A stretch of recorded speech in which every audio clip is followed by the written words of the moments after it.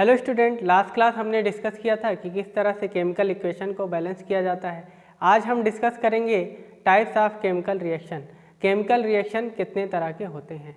Board में question इस तरह से नहीं आता है कि आपसे डायरेक्ट पूछ दिया जाए कि कॉम्बिनेशन रिएक्शन क्या होता है, डीकम्पोजिशन रिएक्शन क्या होता है, डिस्प्लेसमेंट क्या होता है, डबल डिस्प्लेसमेंट क्या होता है। तो किस तरह से बोर्ड में क्वेश्चन आ रहा है इसका भी डिस्कशन करेंगे।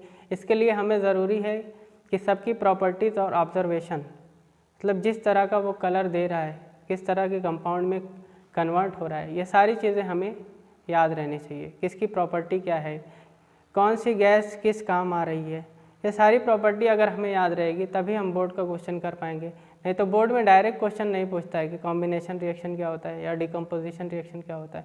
तो आज हम पढ़ेंगे टाइप्स ऑफ केमिकल रिएक्शन के बारे में कि कितने तरह के केमिकल रिएक्शन होते हैं। तो जनरली 5 तरह के केमिकल रिएक्शन होते हैं, 5 टाइप्स के।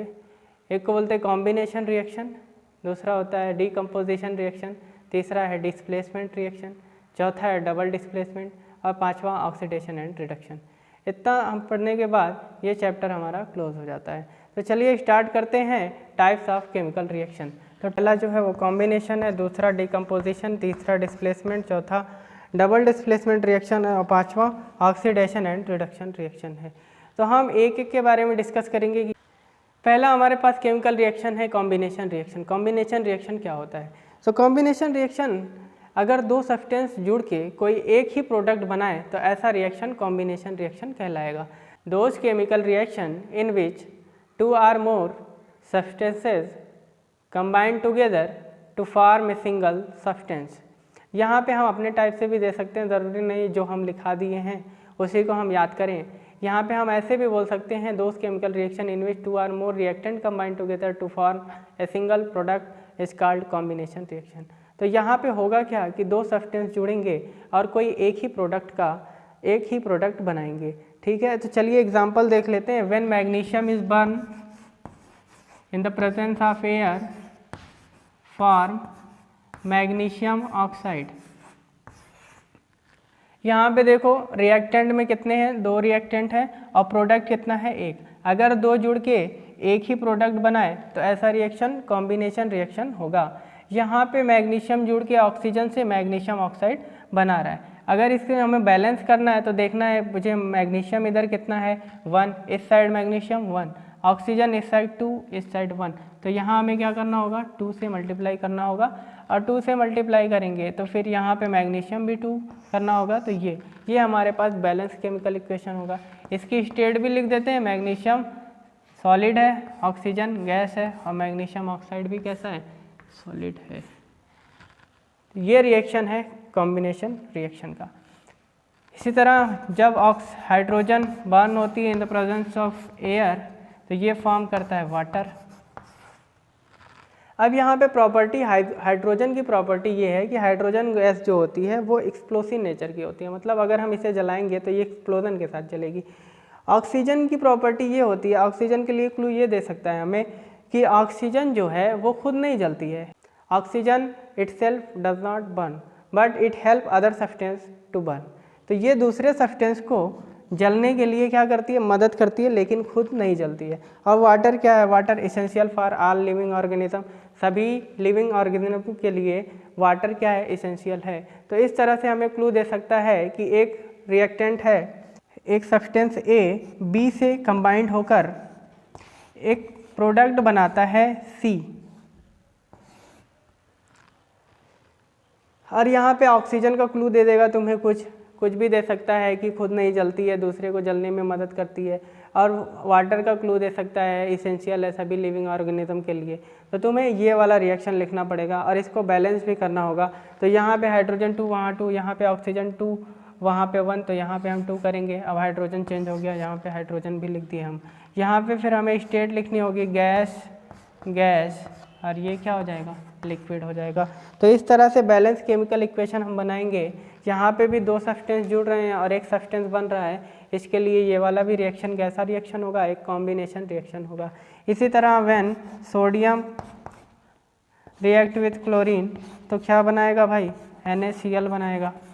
यहाँ पे इसकी स्टेट लिख सकते हैं सॉलिड, गैस और ये भी है सॉलिड। इसको बैलेंस करना है Na1 यहाँ पे 1, यहाँ पे Cl2 यहाँ पे 1, तो यहाँ पे 2 करेंगे और यहाँ पे भी हमें 2 करना होगा। तो ये बैलेंस केमिकल इक्वेशन है और ये कॉम्बिनेशन रिएक्शन के क्या है एग्जाम्पल है। और एग्जाम्पल हम देख लेंगे।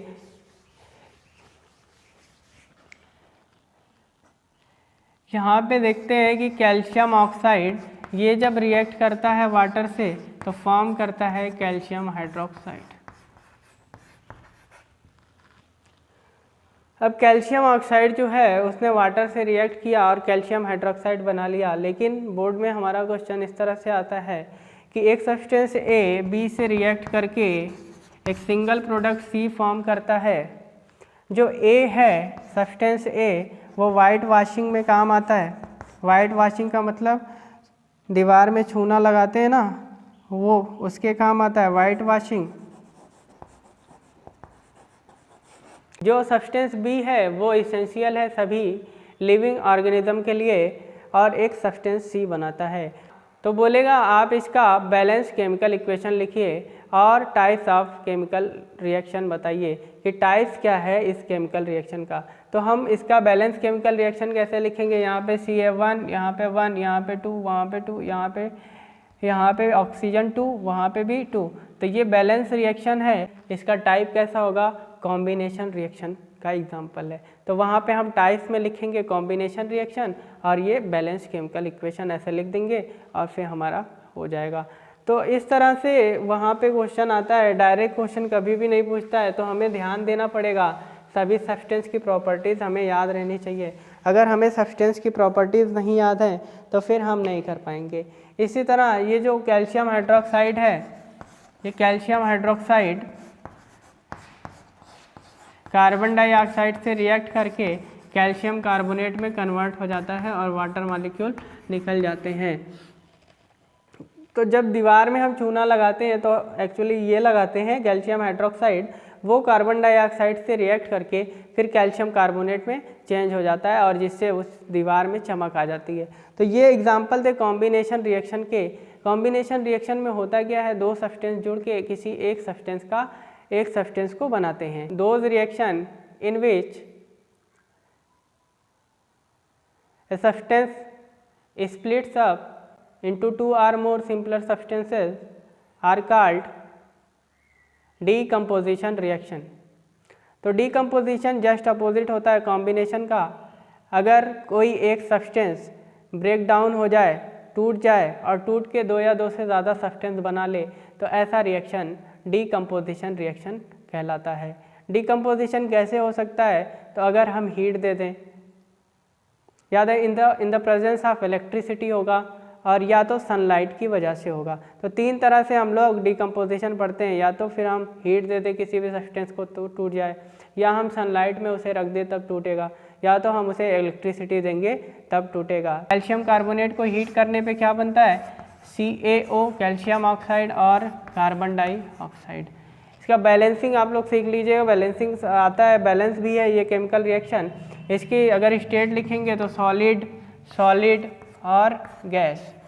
तो इस तरह से ये बनेगा इसका केमिकल रिएक्शन। अब देखिए एग्ज़ाम में जो क्वेश्चन आता है वो इस तरह से आएगा कि सब्सटेंस ए है जो कि हीट करने पर सब्सटेंस बी और सी में कन्वर्ट हो जाता है। जो सब्सटेंस बी है वो यूज़ होता है इंडस्ट्री में, क्या बनाने के लिए, सीमेंट बनाने के लिए, और एक गैस है जो आग बुझाने के काम आती है। तो फिर हमें ये वाला एग्जांपल लिखना पड़ेगा, ये वाला केमिकल रिएक्शन लिखना पड़ेगा, इसको बैलेंस करना पड़ेगा और इसके टाइप्स बताने पड़ेंगे। ये कौन से टाइप का केमिकल रिएक्शन है, तो डीकम्पोजिशन रिएक्शन है। कार्बोनेट को हम क्या बोलते हैं भाई, लाइमस्टोन बोलते हैं, और कैल्शियम ऑक्साइड जो है वो सीमेंट बनाने के लिए काम आता है और कार्बन डाइऑक्साइड आग बुझाने के लिए काम आता है। तो ये क्लू हमें याद रखने होंगे। अगर हमें क्लू नहीं याद है तो फिर हम एग्ज़ाम में क्वेश्चन सॉल्व नहीं कर पाएंगे, फेस नहीं कर पाएंगे। हमें लगेगा कि ये सारे क्वेश्चन हमने पढ़ा ही नहीं है, लेकिन सारे क्वेश्चन हम लोग पढ़ चुके हैं, लेकिन हमारे दिमाग में ये सारी चीज़ें रहती नहीं है कि कौन सा सब्सटेंस कहाँ यूज़ होगा और किसकी प्रॉपर्टी क्या है। चलिए और एग्जाम्पल देखेंगे हम लोग। When ferrous sulphate is heated, यहाँ पे फेरस सल्फेट को हम हीट कर दे रहे हैं, हीट का साइन डेल्टा होता है, तो फेरिक ऑक्साइड बनता है सल्फ़र डाइऑक्साइड और सल्फ़र ट्राइऑक्साइड। इस तरह से ये रिएक्शन होता है। फेरस सल्फेट को हम हीट कर देते हैं, यहाँ पे 2 करेंगे तो बैलेंस हो जाएगा। ये है सॉलिड, ये है सॉलिड, ये है गैस और ये भी है गैस। तो ये एक बैलेंस केमिकल इक्वेशन है। इसकी हम लोग मोर इन्फॉर्मेटिव भी बना दिए हैं इसकी स्टेट लिखते हुए और यहाँ पे डेल्टा का साइन दिखा के। तो ये फेरस सल्फेट है। फेरस सल्फेट का जो कलर होता है वो ग्रीन होता है। इसको जब हीट किया जाता है ना तो पहले ये ग्रीन कलर वाइट कलर में चेंज हो जाता है, क्योंकि जो फेरस सल्फेट होता है ना वो एक वाटर ऑफ क्रिस्टलाइजेशन है। वाटर ऑफ क्रिस्टलाइजेशन का मतलब इसका फार्मूला होता है FeSO4 × 7H2O। तो हम लोग वाटर ऑफ क्रिस्टलाइजेशन पढ़े हैं, इसी की वजह से इसका कलर ग्रीन होता है। जब हम इसे हीट करेंगे तो ये वाटर क्या हो जाएगा, डिकम्पोज हो जाएगा और क्या बनेगा, एनहाइड्रस FeSO4 और इसका कलर कैसा होगा भाई, वाइट। तो पहले तो वाइट कलर में ये डिकम्पोज होता है, लेकिन बाद में इसका कलर ब्राउन हो जाता है। On strong heating it is converted into brown colour. और ब्राउन कलर किसका होता है, फेरिक ऑक्साइड का। सल्फ़र डाइऑक्साइड, सल्फ़र की फ्यूम निकलेगी, मतलब सल्फ़र डाइऑक्साइड और सल्फ़र ट्राई ऑक्साइड बन रहा है। तो इसका भी क्लू मैंने दे दिया। क्या ग्रीन कलर था, पहले वाइट में चेंज हुआ हीट करने पे, जब ज़्यादा हीट किए तो ब्राउन में चेंज हुआ और सल्फ़र की फ्यूम्स निकली। सल्फ़र की फ्यूम्स कब निकलेगी, जब सल्फ़र डाइऑक्साइड निकलेगी। Lead nitrate PbNO3 whole twice, इसे जब हम हीट करते हैं तो ये लेड ऑक्साइड, नाइट्रोजन डाइऑक्साइड और ऑक्सीजन में कन्वर्ट हो जाती है। अब इसका क्लू हम क्या दिखेंगे, इसका क्लू ये है हमारे पास कि इसका कलर जो होता है वो कलरलेस होता है। और ये जो लेड ऑक्साइड है ये येलो कलर का होता है। और जो नाइट्रोजन ऑक्साइड है ना, नाइट्रोजन डाइऑक्साइड, इसका जो कलर होगा ये ब्राउन कलर होगा। ब्राउन कलर की फ्यूम्स निकलेगी और ऑक्सीजन। तो हमसे क्वेश्चन पूछ सकता है एक कलरलेस सब्सटेंस A जिसको हीट किया जाता है तो वो B, C और D में डिकम्पोज हो जाता है। जो B सब्सटेंस है उसका कलर येलो है और जो C सब्सटेंस है वो ब्राउन फ्यूम्स उसकी निकल रही है। तो आप इसका केमिकल रिएक्शन दीजिए और बताइए कि केमिकल इक्वेशन किस टाइप का है, और इसका बैलेंस केमिकल इक्वेशन लिखिए और बताइए कि केमिकल रिएक्शन किस टाइप का है। तो हमें बताना पड़ेगा ये डिकम्पोजिशन रिएक्शन है और जो सब्सटेंस A है वो लेड नाइट्रेट है, सब्सटेंस B जो है वो लेड ऑक्साइड है और जबकि सब्सटेंस C जो है वो नाइट्रोजन डाइऑक्साइड है। तो इस तरह से क्वेश्चन आता है, इस पे ध्यान दीजिएगा, सारे क्लू याद रहने चाहिए। जिस टाइम हमारा एग्ज़ाम आएगा उस टाइम हम लोग वीडियो बनाएंगे जिसमें 1 घंटे में पूरे एक चैप्टर को हम ख़त्म करेंगे। तो वहाँ पे हम लोग फटाफट खाली क्या करेंगे, रिवाइज करेंगे। अभी ये सारी चीज़ें आप लोगों को याद होनी चाहिए। ये सारी चीज़ें याद रहेगी तो हमें अच्छा रहेगा आगे के लिए। तो ये हमारा डिकम्पोजिशन रिएक्शन के कुछ हमारे पास एग्जाम्पल थे। ये तो थर्मल डिकम्पोजिशन है। थर्मल डिकम्पोजिशन मतलब हीट दिए तब जाके डिकम्पोज हुआ। तो इलेक्ट्रिकल डिकम्पोजिशन में हम लोग क्या करेंगे, जब वाटर में हम इलेक्ट्रिसिटी प्रोवाइड कर देते हैं तो ये H2 और O2 में कन्वर्ट हो जाता है। अब यहाँ पे पूछेगा कि एनोड से कौन सी गैस निकल रही है, कैथोड से कौन सी गैस निकल रही है। तो एनोड पॉजिटिव होता है तो पॉजिटिव पे कौन जाएगा, निगेटिव वाला जाएगा।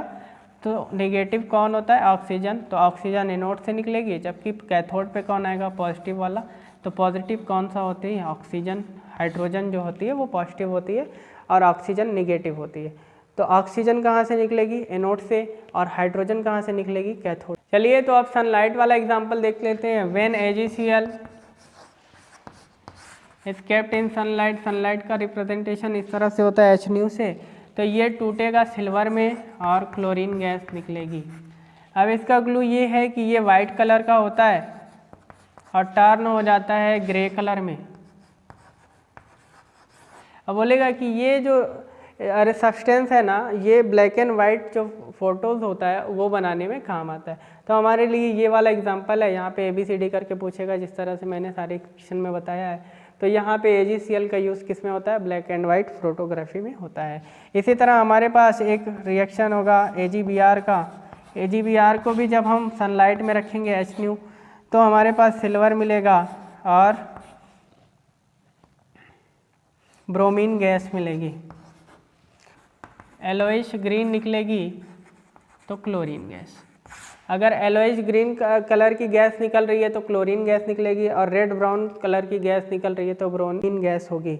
और यहाँ पे ये दोनों reaction black and white photography में काम आता है। तो ये डिकम्पोजिशन रिएक्शन के एग्जाम्पल, एक सब्सटेंस हो और उसे 2 या 2 से ज़्यादा सब्सटेंस में हम डिवाइड कर दें तो ऐसा रिएक्शन डिकम्पोजिशन रिएक्शन की कैटेगरी में आएगा। तो अगला टाइप है डिस्प्लेसमेंट रिएक्शन। तो डिस्प्लेसमेंट रिएक्शन की डेफिनेशन लिखिएगा, those chemical reaction in which more reactive metal displaces less reactive metal from its salt solution are called displacement reaction. यहाँ पे क्या होगा, मोर रिएक्टिव एलिमेंट अपने से लेस रिएक्टिव एलिमेंट को डिस्प्लेस कर देता है उसके साल्ट सॉल्यूशन से। अब ये डिस्प्लेसमेंट किस तरह से डिस्प्लेसमेंट रिएक्शन याद करेंगे, तो डिस्प्लेसमेंट कौन किसको डिस्प्लेस करे ये हमें नहीं मालूम होता है। तो इसके लिए हमें एक सीरीज़ याद करनी होती है जिसका नाम होता है रिएक्टिविटी सीरीज़। रिएक्टिविटी सीरीज़ में अगर हम रिएक्टिविटी सीरीज़ हमें याद है तो हम डिस्प्लेसमेंट रिएक्शन एकदम आसानी से कर पाएंगे। और ये भी हम जान सकते हैं कि कौन सी मेटल किसी भी एसिड से हाइड्रोजन को डिस्प्लेस कर सकती है। तो इसलिए हमें रिएक्टिविटी सीरीज़ याद होनी चाहिए, और रिएक्टिविटी सीरीज़ हम आज एक ट्रिक के साथ याद करेंगे। तो चलिए पहले हम रिएक्टिविटी सीरीज़ देख लेते हैं कि रिएक्टिविटी सीरीज़ होती क्या है।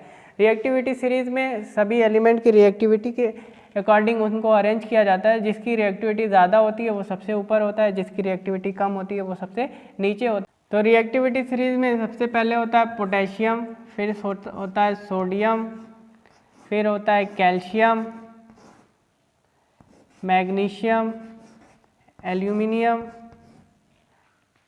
फिर जिंक आता है, फिर आयरन, फिर लेड, फिर हाइड्रोजन।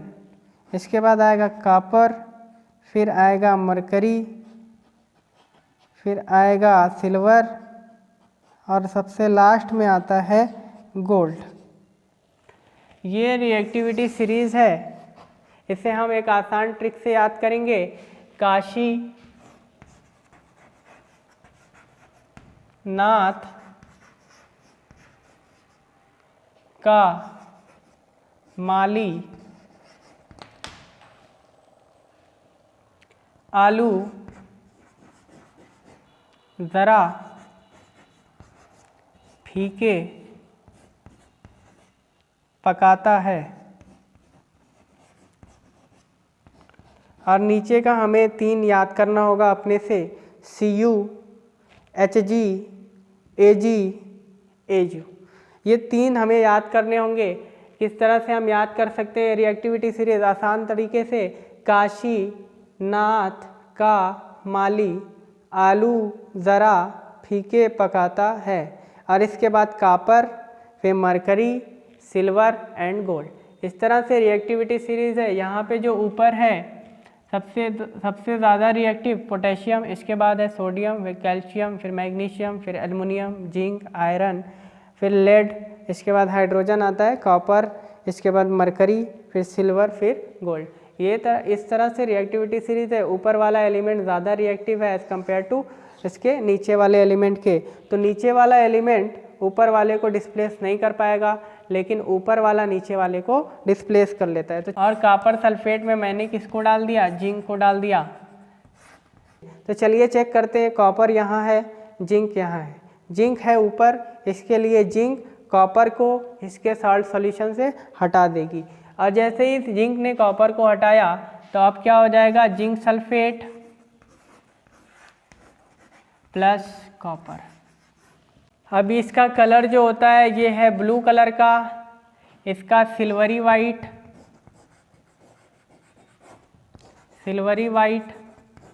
जो जिंक सल्फेट है ये है कलरलेस, और जो कॉपर है वो रेड ब्राउन आएगा, रेड ब्राउन। इसी तरह एक एग्जांपल और है हमारे पास, कॉपर सल्फेट में हम आयरन की नेल डाल देंगे तो ये क्या बनेगा। अब देखना है हमें कि आयरन कॉपर से ऊपर है रिएक्टिविटी सीरीज में या नीचे है। तो यहाँ पे देखो कॉपर, यहाँ है आयरन, तो आयरन कॉपर से क्या है ऊपर, इसलिए कॉपर को आयरन क्या कर लेगा, डिस्प्लेस कर देगा। कॉपर को डिस्प्लेस करके क्या बनाएगा, फेरस सल्फेट, और क्या बनाएगा, कॉपर। अब इसके कलर नोट करेंगे तो कॉपर सल्फेट ब्लू कलर का होता है, आयरन जो है ग्रे कलर का है, फेरस सल्फेट ग्रीन कलर का आएगा, और कॉपर जो है वो रेड ब्राउन कलर का आएगा। तो इस तरह से डिस्प्लेसमेंट रिएक्शन होता है। यहाँ पे क्या होता है, मोर रिएक्टिव एलिमेंट अपने से लेस रिएक्टिव एलिमेंट को उसके सॉल्ट सॉल्यूशन से क्या कर देता है, डिस्प्लेस कर देता है। ये सारे कलर हमें याद रहने चाहिए क्योंकि क्वेश्चन इसी से आते हैं। कलर ही दे देगा कि एक एलिमेंट ए था जिसको बी में मिलाया गया और सी और डी बना, एक का कलर ये है, एक का कलर ये है, डिस्प्लेसमेंट हुआ, डिस्प्लेस किया। तो ये सारी चीज़ें तुम्हें याद करना पड़ेगा। जब कॉपर सल्फेट में मैग्नीशियम से रिएक्शन किया जाता है, फिर देखेंगे मैग्नीशियम कॉपर से ऊपर है या नीचे, तो मैग्नीशियम कॉपर से ऊपर है, इसके लिए मैग्नीशियम कॉपर को क्या कर देगी, डिस्प्लेस कर देगी, बना लेगी MgSO4 प्लस Cu। कलर देखेंगे तो ये ब्लू कलर का है, ये सिल्वरी वाइट है, ये कलरलेस है और ये रेड ब्राउन है। इस तरह से हम देख भी सकते हैं कि कौन सी मेटल एसिड से रिएक्ट करके हाइड्रोजन गैस को इवॉल्व कर सकती है, कौन नहीं कर पाएगी। अगर कॉपर और उसको HCl में हम डिज़ोल्व कर दें तो या क्या कॉपर हाइड्रोजन को हटा पाएगी, देखेंगे रिएक्टिविटी सीरीज़ में। तो कॉपर को देखो, कॉपर नीचे है, हाइड्रोजन ऊपर है, इसलिए कॉपर हाइड्रोजन को एसिड से डिस्प्लेस नहीं कर पाएगी और यहाँ पर कोई भी रिएक्शन नहीं होगा, तो हम लिख देंगे नो रिएक्शन। तो ये डिस्प्लेसमेंट रिएक्शन के एग्जाम्पल थे। तो डबल डिस्प्लेसमेंट रिएक्शन में क्या होता है, यहाँ पे आयन का एक्सचेंज होता है। तो इसकी डेफिनेशन लिखिए, those reaction in which new compound are formed by the exchange of ions are called double displacement reaction. यहाँ पे आयन का एक्सचेंज होता है। फॉर एग्जांपल अगर हम acid base reaction double displacement reaction में आता है, जब HCl NaOH से रिएक्ट करता है तो ये बनाता है NaCl और H2O। तो ये एग्जांपल किस तरह का है, एक डबल डिस्प्लेसमेंट रिएक्शन है। होता कैसे है, देखो H टूटेगा, कैसे टूटेगा, H प्लस Cl माइनस, और Na कैसे टूटेगा, Na प्लस और OH माइनस। अब होगा क्या कि इसका प्लस इसके माइनस से रिएक्ट करेगा और इसका प्लस इसके माइनस से रिएक्ट करेगा और ये बना लेंगे। देखो जब इसका प्लस इसके माइनस से रिएक्ट करेगा और इसका प्लस इसके माइनस से रिएक्ट करेगा तो यहाँ से बनेगा क्या हमारे पास, NaCl। तो हमारे पास बना NaCl प्लस H और OH मिलके क्या बना लेंगे, वाटर बना लेंगे। तो इस तरह का रिएक्शन डबल डिस्प्लेसमेंट रिएक्शन होता है, जहाँ पे आयंस का क्या होता है, एक्सचेंज होता है। इसी तरह हम लोग H2SO4 plus CaOH whole twice, ये रिएक्शन किस तरह से होगा, यहाँ भी आयन एक्सचेंज होंगे। ये H प्लस में टूटेगा और सल्फेट माइनस में, यहाँ पे कैल्शियम पे प्लस और हाइड्रोक्साइड पे माइनस। यहाँ पे H किससे जुड़ जाएगा, OH से, और Ca किससे जुड़ जाएगा, SO4 से। तो CaSO4 से जुड़ के कैल्शियम सल्फेट बना लेगा और HOH से जुड़ के क्या बना लेगा, वाटर बना लेगा। तो इस तरह का रिएक्शन कौन सा रिएक्शन होगा भैया, डबल डिस्प्लेसमेंट रिएक्शन होगा। यहाँ पे दो चीज़ों का डिस्प्लेसमेंट हो रहा है। यहाँ पे पहले ये इसके साथ था, ये इसके साथ, लेकिन बाद में झगड़ा हो गई, ये इसके साथ हो गया और ये इसके साथ हो गया। तो इस तरह का रिएक्शन डबल डिस्प्लेसमेंट रिएक्शन कहलाएगा। तो सारे एसिड बेस रिएक्शन जनरली कैसे होते हैं, डबल डिस्प्लेसमेंट रिएक्शन होते हैं। ये NaCl से रिएक्ट कर लेगा तो हमारे पास बनेगा AgCl और NaNO3। यहाँ पे AgCl का वाइट प्रेसिपिटेट बनता है वाइट पीपीटी। ये हमें याद रखना होगा। यहाँ पे भी क्या हुआ, एक्सचेंज ऑफ आयन हुआ। एक्सचेंज ऑफ आयन का मतलब Ag प्लस NO3 माइनस में टूटा। कैसे टूटेगा देखो, Ag प्लस में टूटेगा, NO3 माइनस में, और फिर प्लस क्या हो जाएगा, NaCl कैसे ब्रेक होगा, Na प्लस और Cl माइनस। अब क्या होगा, आयन का एक्सचेंज होगा, मतलब इसका प्लस इसके माइनस से और इसका प्लस इसके माइनस से। तो जब इसका प्लस इसके माइनस से रिएक्ट किया तो क्या बना, AgCl। इसका प्लस जब इसके माइनस से रिएक्ट करेगा तो क्या बनेगा, NaNO3। तो इस तरह के रिएक्शन क्या कहलाते हैं भैया, डबल डिस्प्लेसमेंट रिएक्शन कहलाते हैं। अब हम लास्ट रिएक्शन पढ़ेंगे, oxidation and reduction reaction. Oxidation होता है और एक को बोलते हैं रिडक्शन। तो पहले समझ लेते हैं ऑक्सीडेशन किसे बोलते हैं और रिडक्शन किसे बोलते हैं। तो अगर किसी भी सब्सटेंस में ऑक्सीजन का एडिशन हो, किसी भी सब्सटेंस से ऑक्सीजन ऐड हो जाए तो बोलेंगे ऑक्सीडेशन हुआ। या तो किसी भी सब्सटेंस से हाइड्रोजन क्या हो जाए, रिमूव हो जाए, हाइड्रोजन रिमूव होगी तो भी क्या बोलेंगे, ऑक्सीडेशन बोलेंगे। जस्ट इसी का अपोजिट हो जाता है रिडक्शन। ऑक्सीडेशन में क्या होता है, ऑक्सीजन ऐड होती है और हाइड्रोजन रिमूव होता है। जस्ट अपोजिट इसका रिडक्शन होता है। रिडक्शन में क्या होगा, यहाँ पे ऐड कौन होगा, यहाँ पे हाइड्रोजन ऐड होगी और यहाँ से रिमूव कौन होगा, यहाँ से ऑक्सीजन रिमूव होगी। अगर किसी भी केमिकल रिएक्शन से ऑक्सीजन ऐड हो रही है तो उसे बोलेंगे ऑक्सीडेशन, या तो हाइड्रोजन रिमूव हो रही है तो भी बोलेंगे ऑक्सीडेशन। अगर हाइड्रोजन ऐड हो रही है तो रिडक्शन, और ऑक्सीजन रिमूव हो रही है तो भी रिडक्शन। तो अगर Cu है और ये ऑक्सीजन से रिएक्ट कर लिया और CuO कैल्शियम ऑक्साइड बना लिया, तो देखिए इससे ये जुड़ा, किससे जुड़ा, ऑक्सीजन ऐड हुई है कॉपर से, तो ये रिएक्शन कैसा रिएक्शन कहलाएगा, ऑक्सीडेशन रिएक्शन कहलाएगा। इसी तरह अगर C2H2 है और इसमें हमने ऐड करा दिया H2 तो हमारे पास बन जाएगा C2H4। यहाँ पे देखिए इस रिएक्शन में कौन ऐड हुआ, हाइड्रोजन, और हाइड्रोजन का एडिशन क्या कहलाएगा, तो रिडक्शन कहलाएगा। तो ये एग्जाम्पल है रिडक्शन रिएक्शन का। पर ऑक्साइड, इसकी रिएक्शन करा दिए हम लोग हाइड्रोजन से, अब क्या बनेगा भैया, Cu प्लस H2O। इसमें हमें बताना है कि किसका ऑक्सीडेशन हो रहा है और किसका रिडक्शन हो रहा है। तो ऑक्सीडेशन हम लोग क्या पढ़े थे, अगर ऑक्सीजन ऐड हो रही है तो ऑक्सीडेशन, और अगर ऑक्सीजन रिमूव हो रही है तो रिडक्शन। या तो हाइड्रोजन ऐड हो रही है तो रिडक्शन, और अगर ऑक्सीजन रिमूव हो रही है तो भी रिडक्शन। तो यहाँ से पहले देखो, इस साइड से हम इस साइड जाएंगे, कॉपर में यहाँ पे ऑक्सीजन थी, यहाँ पे नहीं है, इसका मतलब रिमूवल ऑफ ऑक्सीजन, और रिमूवल ऑफ ऑक्सीजन, इसका मतलब क्या हो जाएगा, इसका मतलब हो जाएगा रिडक्शन। और यहाँ हाइड्रोजन को देखो और यहाँ हाइड्रोजन को देखो, यहाँ पे हाइड्रोजन के पास ऑक्सीजन नहीं है, यहाँ पे हाइड्रोजन के पास ऑक्सीजन है। इसका मतलब यहाँ पे क्या हुआ, एडिशन ऑफ ऑक्सीजन,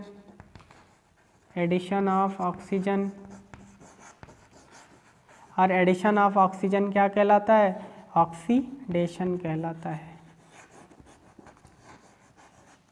तो हमें चेक करना पड़ेगा कि कहाँ ऑक्सीजन रिमूव हो रहा है, कहाँ ऑक्सीजन ऐड हो रहा है। या तो ऑक्सीजन देख लेंगे या तो हाइड्रोजन देख लेंगे, और इस तरह से फिर हम लोग ऑक्सीडेशन और रिडक्शन रिएक्शन को पहचान लेंगे। तो यहाँ पे दो टर्म और होते हैं, सबसे ज़्यादा भारी टर्म जिसको बोलते हैं ऑक्सीडाइजिंग एजेंट,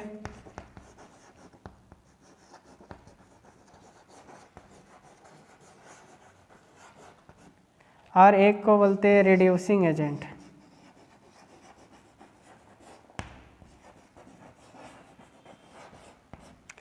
तो सबसे बड़ी बात कि इसका कॉन्सेप्ट हमें जल्दी नहीं आता है। सब आसान चीज़ है, जिसका रिडक्शन होता है ये ऑक्सीडाइजिंग एजेंट होगा।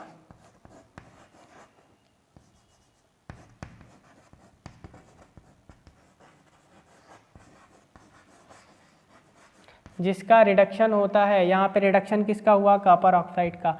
कॉपर ऑक्साइड का रिडक्शन होके क्या बन गई, कॉपर। तो जिसका रिडक्शन होता है उसे ऑक्सीडाइजिंग एजेंट बोलते हैं।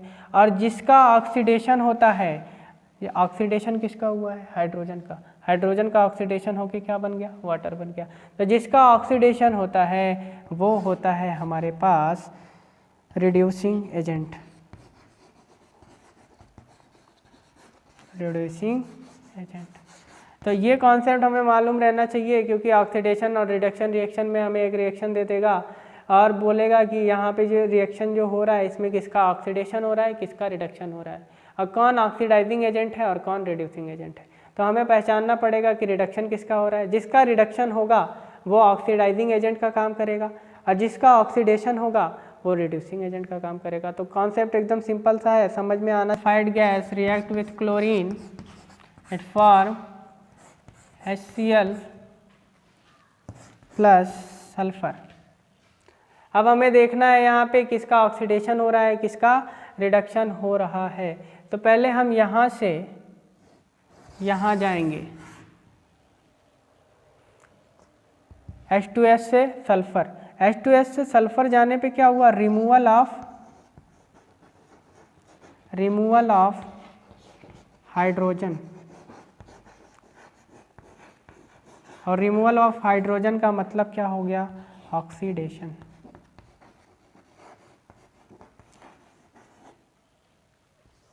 H2S से हम सल्फर तक गए, यहाँ पे देखिए यहाँ से सल्फर के साथ हाइड्रोजन था, उस साइड सल्फर के साथ हाइड्रोजन नहीं है, इसका मतलब रिमूवल ऑफ हाइड्रोजन हुआ। और रिमूवल ऑफ हाइड्रोजन क्या कहलाएगा, ऑक्सीडेशन कहलाएगा।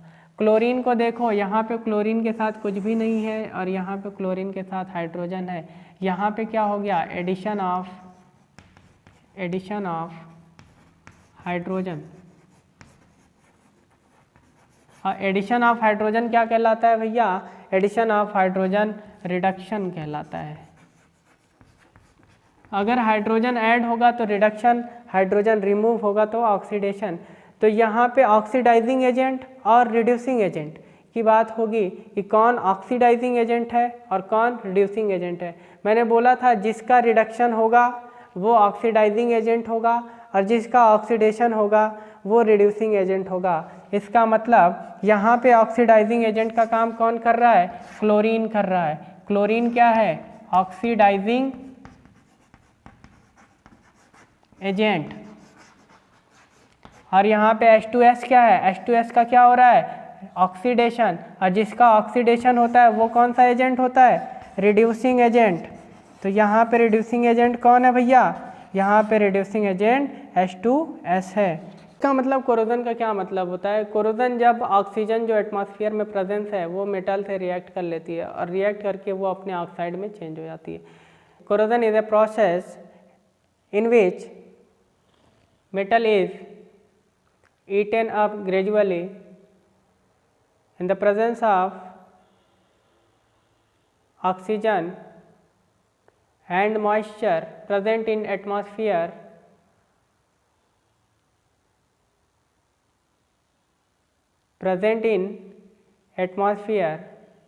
यहाँ पे कोरोजन का मतलब क्या है, तो ग्रेजुअल डिस्ट्रक्शन होता है, मेटल ईटन अप हो जाती है, ख़त्म हो जाती है, वो रिएक्ट कर लेती है। कोरोजन का सबसे अच्छा एग्जांपल क्या है, रस्टिंग ऑफ आयरन। तो रस्टिंग ऑफ आयरन, आयरन में रस्ट कैसे लगती है, जंग लगना हम लोग देखे होंगे, आयरन में जंग लग जाता है। तो रस्टिंग ऑफ आयरन एक एग्जांपल है, अच्छा एग्जांपल है कोरोजन का। यहाँ पे होता क्या है कि आयरन किससे रिएक्ट कर लेती है, ऑक्सीजन से। ऑक्सीजन कहाँ से मिली, एटमॉस्फेयर में ऑक्सीजन है। और यहाँ पे हमें कुछ मॉलिक्यूल किसके मिल जाएंगे भैया, वाटर के मिल जाएंगे। और ये किस में कन्वर्ट हो जाती है, आयरन थर्ड ऑक्साइड। तो यहाँ से आयरन थर्ड ऑक्साइड, इसका मतलब Fe2O3 इंटू XH2। तो इसको बोलते हैं हम लोग हाइड्रेटेड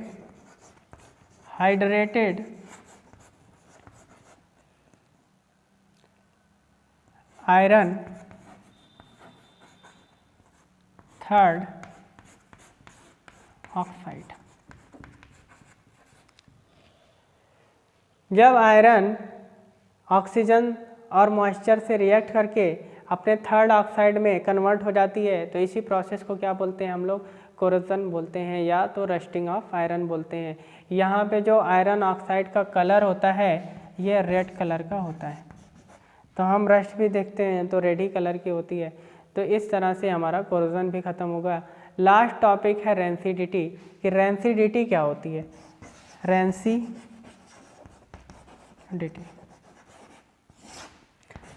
हम लोग देखे होंगे अक्सर कि कुछ दिनों बाद खाना जो होता है या चिप्स, अगर चिप्स खुली हुई होती है तो वो रेंसिड हो जाती है, उसको खाने में मज़ा नहीं आता है।